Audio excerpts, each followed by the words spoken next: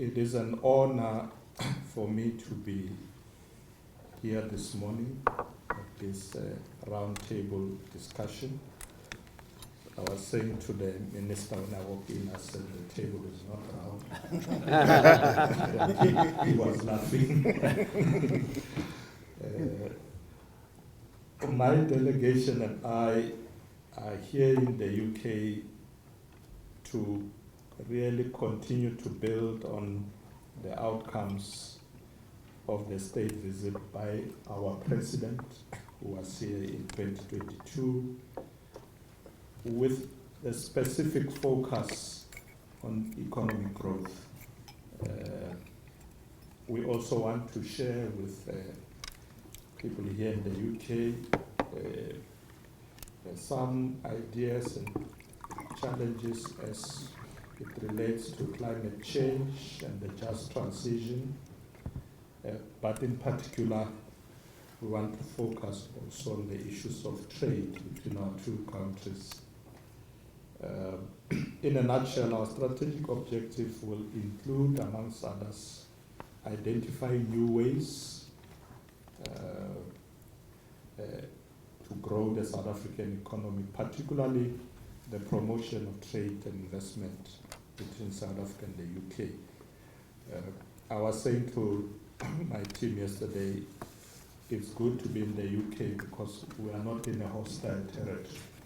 Our strategic priority obviously includes advancing an inclusive economy, sustainable growth, as I said, but also dealing with the high cost of living, something that's happening throughout the world. People are finding difficult to survive, and we need to find ways of cushioning them. Obviously, bilateral relations need to be strengthened, including sharing ideas about training and skills. We've got a lot of young people who are unemployed in South Africa, and we want to get them into the job market, and therefore training is very important for them to acquire skills. Let me say something briefly about what has come to be known as GNU, Government of National Unity. The Government of National Unity is not quite a new concept in South Africa. Many of you recall that in 1994, President Nelson Mandela, former president, even though the ANC had acquired more than 60% of the votes, he decided that we should invite the National Party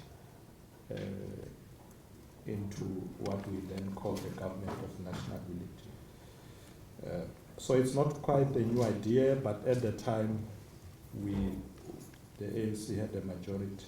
One thing that binds us is the idea that all of us must commit to respecting the principles of our constitution. We are a democracy, and we have a constitution that is quite clear. We must respect those principles and the rule of law.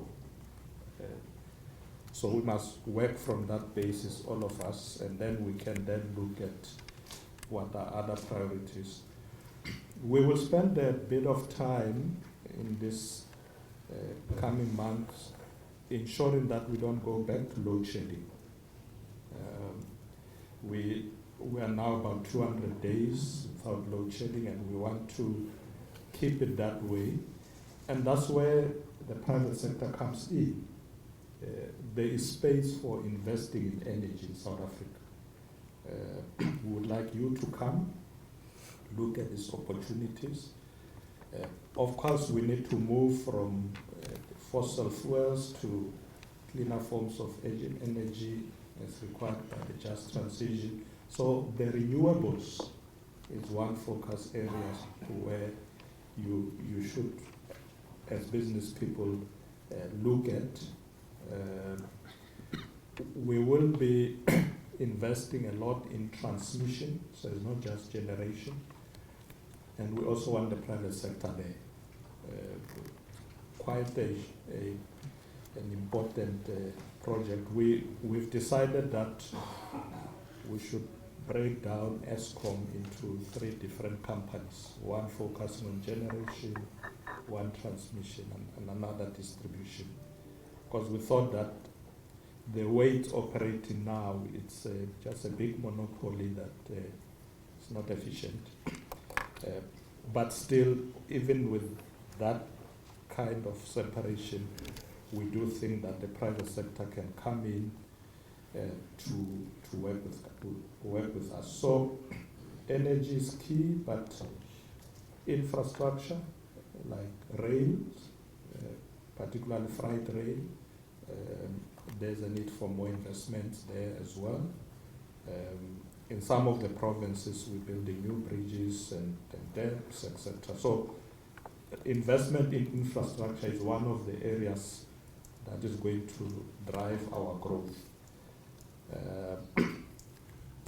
Let me just talk a little bit about something I spoke to this morning during the interviews, local beneficiation. We want to move away from being an extractive economy, taking out minerals, manganese to China, and all that. We want to do local beneficiation. So we want companies to come to South Africa so that we can then be able to create employment in South Africa through local beneficiation of our mineral resources. Lastly, I want to assure you that we are also dealing with the problem that you are all crying about, the visas. I know many people are saying it's a nightmare to come to South Africa. I don't know if you guys have that experience. Maybe not. But the UK, there's no problem at all. So it's something that we thought we should also show investors wherever they are that we are dealing with that problem, so that people must not struggle to come to our country. But generally we were happy to be here. As I said, we have ministers here who will be introduced. We want our ministers to be free to engage with yourselves in the various sectors where they are responsible for.